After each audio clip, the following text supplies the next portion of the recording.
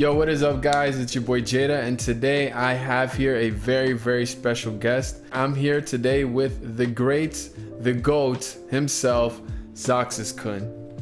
Yo, what's up, everybody? Man, listen, you don't have to hype me up like that, you know? I'm just a dude, you know?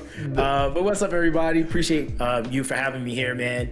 I'm always excited to talk more about Dislyte, so, you know, I'm excited. I'm a little nervous. I mean, I'm a little nervous too. I've been saying since your video, because I did do a video with him on his channel, so go check that video out if you guys would like. It was a great video. Yep. But like I was saying on your video, you know, it's an honor, and I've always looked up to you and your content throughout all my viewing that I did on YouTube and Gacha stuff. I've always gone to you, and I've always, you know, gravitated to your content the most. So it's definitely like a big, like, I don't know, it's, you know what I mean? Like, yeah, no, I get what you're saying. I appreciate that, man. I mean, again, like, you know, I just feel like when it comes down to like stuff like that, and you know, you're just talking about the game and just players. It's like we're all players. We're all enjoying the same thing. You know, whether you're the guy that's getting this amount of views or that amount of views, or you're a TikToker, you're a Twitch streamer, like we all are sharing the same love for something, you know? So, you know, the way I see it is we're one and the same, and the best thing we can do to offer, you know, what we can to community is coming together and just, you know, making content, talking about issues or whatever it might be that we have going on. True. You know? True. And like I said, I've been following your journey, and I've always been influenced in the games, and I've always dabbled into the games you've always been playing and stuff, even on your variety channel and also on your Dislyte channel. I've always been like dabbling into it, and that's the reason I got into Dislyte, is because of you. And it's actually one of my favorite mobile games right now that's out in the market that I'm currently playing. And you've been covering it since all the way in the early on in the early stages of in the honor server, I think that's what they call it. And yeah, you're definitely like a super veteran OG of the game and stuff. So you definitely have a big knowledge to the game and how everything's been working and just how everything flows and stuff. So I just wanted to talk to you because since you're so knowledgeable. I mean, before we even started doing this video, you were telling me about some team comps and strats that I was just like, wait, what? The whole tricky with the Jog Julie. I was like, yo, that's wild. I'm definitely gonna. I didn't even notice that. So as far as like characters and stuff, how do you feel about the current state of the game as far as like balancing with like characters and like buffs and nerfs and stuff? What's your take on that? I feel like that, like, it's kind of like a mixed feeling thing, because I've been aware like since the beginning that there was going to be buffs and nerfs, so it wasn't something that necessarily like caught me for surprise or caught me off guard when they started nerfing and buffing stuff. I think it's all in like, one, who you're buffing and who's getting nerfed. Like, I feel like buffs and nerfs have to make sense. Like, you know, we had the nerf with Clara, and it was like, you know, nerfing her immunity spazzing, which was like, okay, that makes perfect sense, because she was so broken. It was like, if you had her, you were like absolutely having a obvious edge over people because of the fact that she had that immunity coverage. And then you're talking about, because she's able to give herself immunity coverage, she's countering her own counter, you know? So that's, you know, that made her really broken. And it was like, okay, you know, even after the nerf, people thought she was going to be terrible, but she's actually freaking god tier still. Yes. You know, like, seriously. And then you had like certain things, like there's certain like units that got like kind of shadow nerfed, I should say. Whereas those kinds of nerfs are like, what was the entire point of that? Like, these units, like, I think it was like Nicole that got shadow nerfed, and it was like, okay, what did she get nerfed for? Like, she's not even like a prevalent unit, anything super crazy like that. So, you know, it's things like that. I feel like it's like kind of that aspect to it. But then in terms of like the actual aspect of like characters being buffed or nerfed, I just personally feel like it has to make sense. And then on top of that, if you do it, you have to give the the right corresponding, compensation. Like if, for example, the ticket, I felt like is always the right way to go about things when you do like massive nerfs, like to a character. I feel like that should happen if you nerf a character at all, like especially if it's like significantly changes their kits.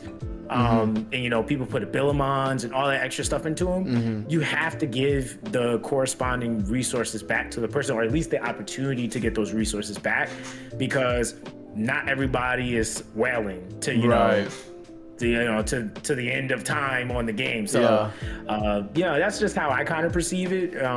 But how do you feel about that though? Because I know like everybody has a different stance on it, and some people don't actually like really want nerfs or buffs to really be happening at all.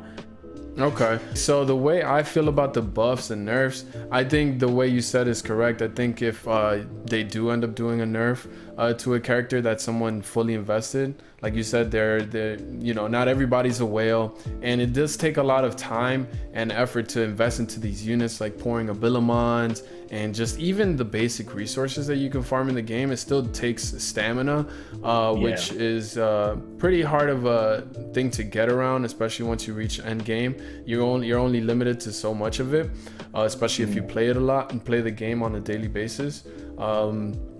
So yeah, compensation I think should be given out properly. And as far as the buffs and nerfs, I do think it's healthy for the game to nerf characters that are just overtuned, because sometimes companies can come out with just in general, right, in games, any game that come out with new characters, they sometimes overtune them. And they don't mean to overtune them sometimes, because they don't, it's never been out in the masses' hands to try to test out and like play against each other. But once they start seeing the numbers, and they're seeing like, okay, this character is actually dominating PvP right now, or dominating in this area of the game, then like to a point where it's just like not really like fair in a sense. Like if you have this unit, you might have even an upper hand against whatever player you're going against that doesn't have this unit. I think it is very important and healthy for the game to definitely do these nerfs that for the units that need the nerfs, right? I don't see like nerfs that are unnecessary to units. I don't think that's necessary. If not, it's unnecessary, because I don't think it's healthy for the game. Because if the unit's not getting used that much in the first place, it's probably best to just leave that unit alone, or maybe look into buffing it. So yeah, buffing is also a healthy thing. But again, for the units that need it. As far as like nerfing goes, me personally, Clara is definitely still up there for me. Even though they did nerf her, I still believe she's still like god tier, because just how strong she is and her cleansing ability is, and just her AP pushing, like she just does so much when for a player if they have her, right? Yeah, that's fair. And then you have other characters. I don't know what other character might come into my head. I might say Hyde for sure. I think, because he can't get debuffed, you can't CC this man, but if he's if you have him on the right build with like the right people around him, he's just another problem. Like if you I've been going against an RTA with him and like an Ahmed, right? So he can get his stacks just by Ahmed healing him and providing him with free stacks. And like you told me earlier, you went against like a tanky Hyde, and it's like sometimes he doesn't even need support. He could just be full out blown out tank, and you bring like 2 supports with him, keep him up, and he'll get passive stacks. And it's just, I think Hyde's an issue. And maybe I don't know who else is kind of problematic at the top of my head. I would say Zeus, but I haven't faced Zeus. But just because I've been using him and I know how strong he is, maybe he does. But he just came out, so we still really don't know too much about him. And I feel like with Zeus, he's squishy. Like he's really squishy. Like if he gets hit hard, he's dead. Like it's just, you usually have to have someone paired along with him to kind of keep him up. It's either like a decent amount of AP manipulation or AP pushers, or like if you run him with like Ali, for example, like having some type of saver unit for him, because a lot of the times Zeus, like he can just get nuked. I mean, it's as simple as that. If he gets hit by a Chloe, he buffs a lot. So he'll have buffs on him. You go into his God mode, and if you don't finish off the other side, and they come rotating around with like a Chloe or a Sanders, he will get killed. Like, strip that shield. Yeah, exactly. And that's kind of one of those things like with he's a broken DPS, like he does really, really good damage, but you can still counter him pretty well. I feel like he has a lot of he has a decent amount of options to counter him, to be honest. So in comparison to like Tricky, like who's really who's countering Tricky like that? Like not that many characters, really not anyone really that's necessarily countering him. He's like kind of there to counter a lot of other units, and he's very problematic. That passive he has, Tricky for sure. Destroys healers. But again, that's one of his niches that he has, because it doesn't apply to everything. But when it works, it works. You know. And they put him on the Tyranny of Zeus set too. Oh yeah, so he's getting the CCs on his S3. Yeah, it's and he's the fastest unit in the game. On top of that, literally the fastest unit in the game. It's pretty toxic. How do you feel about that relic piece, Tyranny of Zeus? So for those of you guys that are new and are starting the game, Tyranny of Zeus is a relic piece that gives a 20% chance of stunning. And I think it's a very powerful relic. But how do you feel about it currently? Do you like it? Do you think it should stay the way it is? Do you think they need to take it out overall in general? Because that stun of just because you give a unit that just to have, I feel like stun is one of the strongest debuffs in the game, and just to be able to give any unit that ability is just seems really strong. I mean, I feel like it's kind of like with every set. I mean, you have like we call it the counter Clara. Most units are typically built on counter for the most part in a lot of PvP scenarios. You have the Ocean Wave build, so the cooldowns refreshes on their turns with the sort of Avatara. So I feel like the Tyranny of Zeus, it's don't get me wrong, it's freaking broken when it works, because even I've seen some comps with people throw in like Jiang Man, and she's just ridiculous with her Netherbloom procs with the CCing. But the thing is like it's a set like that a lot of people don't use, and I was actually using it a lot this tower rotation. Is the immunity set, because at that point that person would have to be using a stripper, and that's why I guess like Tricky is like so good, because he strips buffs and then it gives him the CC or whatever might happen after it hits, and in the miss up rate. But if you're not going up against like a Tricky necessarily, and someone else is using, because there's the Twins use the Tyranny of Zeus set, like Death Guard uses the Tyranny of Zeus a lot. There's a few characters that really do use the Tyranny of Zeus. Gabby, I get so triggered when I get stunned by a Gabby. I'm just, why does this unit have stun? She does so much on top of with the stun. It's so bad. I feel like it's just trying to find the balance of like what counters those things. I mean, simply put, like when you're going up against like a Tyranny of Zeus build Tricky, a lot of the times you typically are going to be going faster if you have a Dahlia built up or a Clara. Good point. Some sort of speed lead. Like I've seen some teams doing really well, and even RTA with Liao. Like he still gives a 20% speed lead, so he's pretty dangerous with his isolation ability. You coming up against a Tricky, you can use Liao and isolate him so he doesn't go. True. So it's just kind of thinking outside the box on how you would kind of retaliate against that using a resist lead. I've been seeing a lot of people using resist lead to kind of combat against that, because that's another thing that you still have to factor in, is the chance of it landing, but then the fact of what a person's resist to their accuracy is. So it's a lot of different factors. But yeah, I feel like with most sets, the only one that I feel like really concerned a lot of people, I think, was the Astral Witchcraft set, and that was because of the change. It became kind of like the set from Summoner's War. I forgot what it's called, but it's the I think they said it was it Divine Blessing? No, the Divine Blessing is what the Astral Witchcraft used to be. The Astral Witchcraft now, I think it's like a certain chance that they'll get an extra turn or something like that. Like it's just when they go, super they just strong. Like have an opportunity to get a turn. Strong. I went against a Bayadina that she did that. She went, did her stripped, did her ultimate, went again, stripped again, and I'm just like.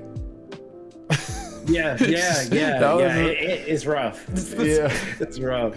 It's definitely rough. But yeah, I think Tyranny of Zeus is like you said, it could either make, like, it can either break on certain units, it can break the game, but on other units it might not have that type of effect.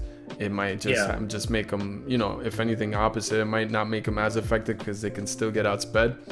But yeah, you have a good point on that. I agree with that. I just get so triggered when I get stunned by a Gabriel. I'm just like, why?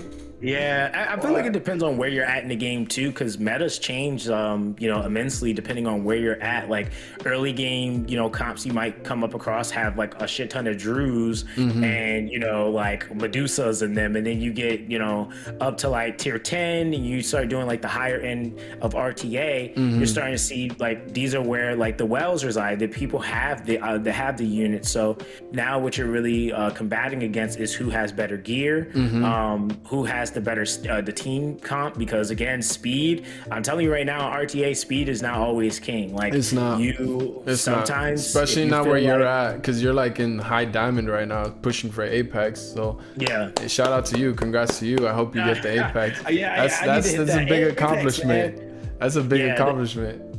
Yeah, it's again, like I said, like I don't pat myself too much on the back because I have been playing for a while and I have welled on my account, so I have options to be able to compete pretty well. But I'm like enjoying going up against teams where people like I've gotten beat by a team with a Liao on it. Like that was like interesting because it was like wasn't expecting that shit. Yeah, I was just you like, never expect. Like, yeah, I got bopped the other day by a Tung Yun. I'm over here being cocky. I'm like, yeah, I'm selecting Thor.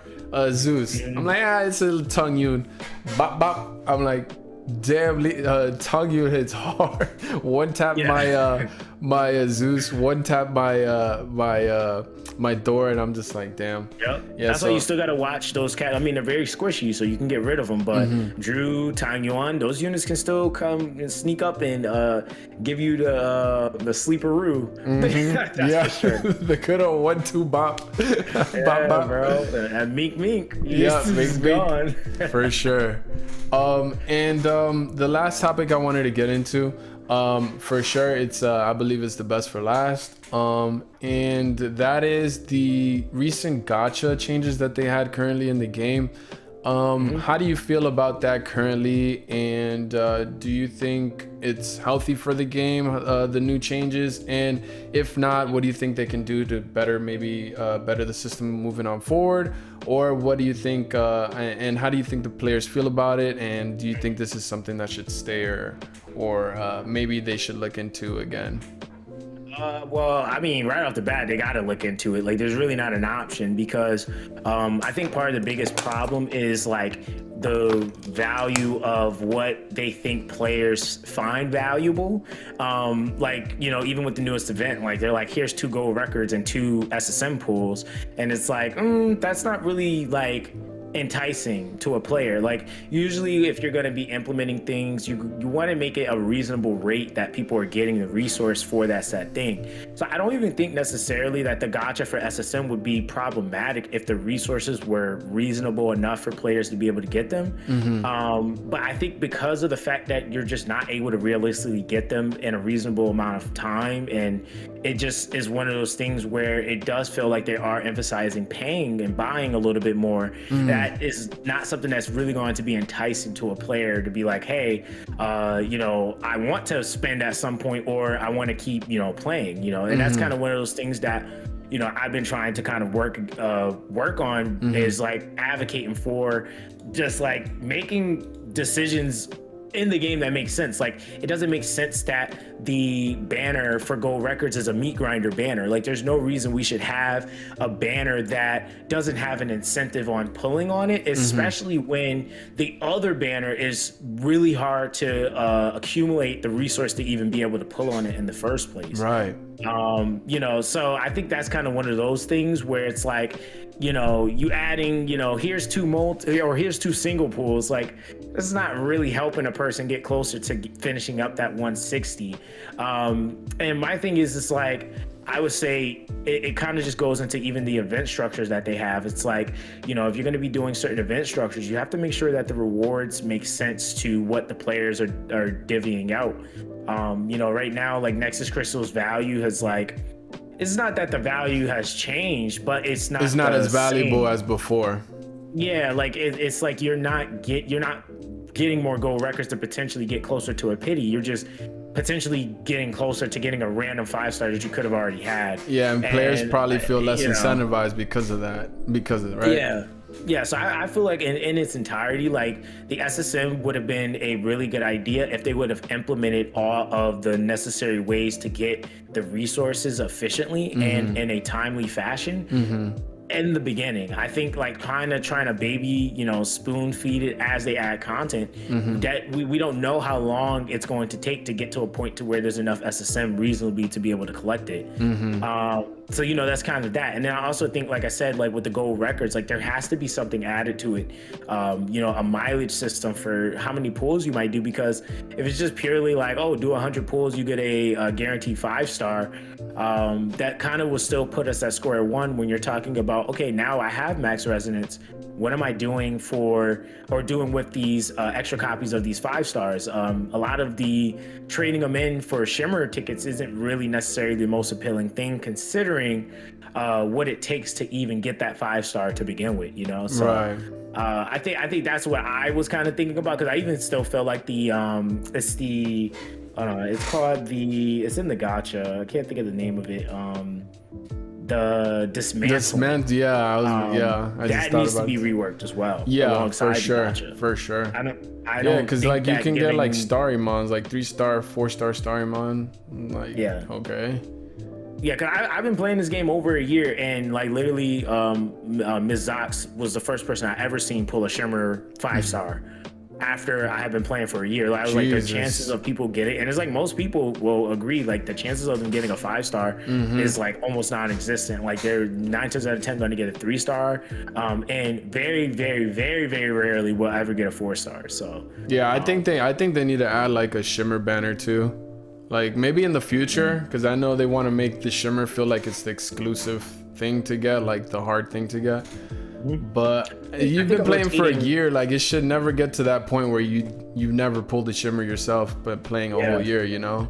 I think what would be kind of smart, and it's something that I've seen similarly done in a game I used to cover, Alchemy Stars. What they would do is they would have a 5-star, so a natural 5-star unit, a 4-star, and a 6-star unit, all 3 on rate up. So granted, the focal point was the 6-star, but if you got a 5-star, you had a higher chance of getting that specific 5-star on that banner. Or if you got a 4-star, it was a higher chance of that 4-star, you know, being picked on that banner. So I think because of how the rarities are set up, and just the fact that there are a lot of 4-stars that are on the same footing as 5-stars, you have to have something implemented to where those units are on a equivalent rate up. Like if you're adding a new unit into the game, a new 5-star unit in the game, whatever corresponding new 4-stars come with it should be on rate up. You have a higher chance in the pool of 4-stars to get them. Yeah, especially the new ones, right? Yeah, exactly. That's outside of the Shimmer thing, because I feel like before we can even get to the Shimmer thing, we gotta handle the just regular units that come in, right? Because I feel like every time a new 4-star unit comes in, you're not getting them. It's like, and those aren't even Shimmers, you know? Yeah. So it's really, really hard for you to get them on those banners, and I think that's something that's like worthwhile looking into. It's like, you know, if you're going to be emphasizing Shimmers and like these separate rarities that are extremely rare, you have to do it in a way that it just makes sense. It's not saying like, what I would say is, okay, what you can do is do it no differently than how you do the 5-stars. You know, once you get that 5-star guaranteed, if it's the rate up unit, you don't get another copy guaranteed. You know, and that would alleviate that whole aspect of like, oh, okay, well, free-to-plays will just be able to endlessly get these copies. Well, no, the free-to-plays can now still use the freebie resonance that we will be getting on side events for their legendary unit or for their 4-stars that they want to use it on. And then Wells, if they want to spend the extra, can go for trying to aim for more copies without using the resonance system that we have set in place for like free-to-play. So I think it's a lot of different things they can do. you know, you just got to kind of come to a common ground and try to hopefully make it happen. Yeah, because they've been tweaking the gacha ever since launch, and they've been trying to get it right. The bad thing is a lot of people aren't really with the new system. They're not really in terms of this of agreements with the new system. But the good thing is that Lilith has shown that they're willing to change, to try to listen to the community. So hopefully we'll see what they do here from here on out in the future. I agree with the ideas you were saying. Those are some really good ideas about the rate ups on the five stars and the 4 stars and stuff like that in the Shimmer units. And just to piggyback of what you were saying earlier, I think that this is something that they're kind of trying to force feed people, because I've played gacha since most of my life, and you've played gacha for a long time now too. You know, we've in gacha in general, just in gacha history, there's always been like a rate up banner for the new unit. So it's kind of like a foreign thing to introduce, where there's no rate up banner for people to pull on. So it's kind of weird, and then not having that currency that you can farm up easily in the game and not being able to use that, it's kind of like a new foreign thing for people. So that's why it might rub off wrong for some people, because they're just not used to it or familiar with it. So we'll see where they go from here though. And I guess it's just a matter of seeing what they do next, right? Yeah, that's all we can really hope. And you know, I just would say, like, to, you know, the viewers, like, you know, we just hope you guys continue to support what we're doing. I feel like we are trying our best. We're trying to advocate for that, you know, these different changes and things to come into the game. But again, it's just a lot of, you know, we just got to kind of cross our fingers and, you know, see what happens, for sure. Yeah, for sure. And I do appreciate you coming on here to hang out and just talk and collaborate with me. Yeah, of course, man. Anytime, bro. Anytime. Thank you for your input. It was really valuable and just super fun making a video with you as always. Make sure you guys, I'm sure all of you guys know who Zox is by now. He's famous. But if you don't know by any chance, he's you can catch him in Zoxaskun Dislyte, and he also has a variety channel that he does, which is just Zoxaskun. And where else can they find you? I mean, dude, I'm on everywhere. Twitter, TikTok, Instagram. Like, yeah, man, listen, you guys, listen, make sure you guys show the homie Jadaa some love, man. Like, listen, if y'all coming from my channel and you haven't hit that subscribe button, we got to get this man to 1,000 subscribers, man. Yeah. Like, he's putting in a lot of work, and I'm definitely vouching for that. So definitely commend you on what you're doing. I feel like you've been giving me a lot of praise, but you've been doing your thing, man, for sure. Thank you, senpai. Thank you. Yeah, man, for sure. But yeah, man. Yep. But I will catch you guys in the next video. I hope you guys enjoyed it. It's your boy Jadaa and your boy Zoxaskun, man. Appreciate you for having me, bro. Yeah, for sure. I would love to have you again, and for us to do more videos and stuff, discussion, fun videos, just any other type of videos we come up with. I would love to keep working with you, and you know, just keep working with you in general. I think you're really cool. Yeah, like I said, man, anytime, I'm down. All right. For sure. All right, guys. See you later, and I'll see you guys in the next one. Peace. All right, guys. Peace.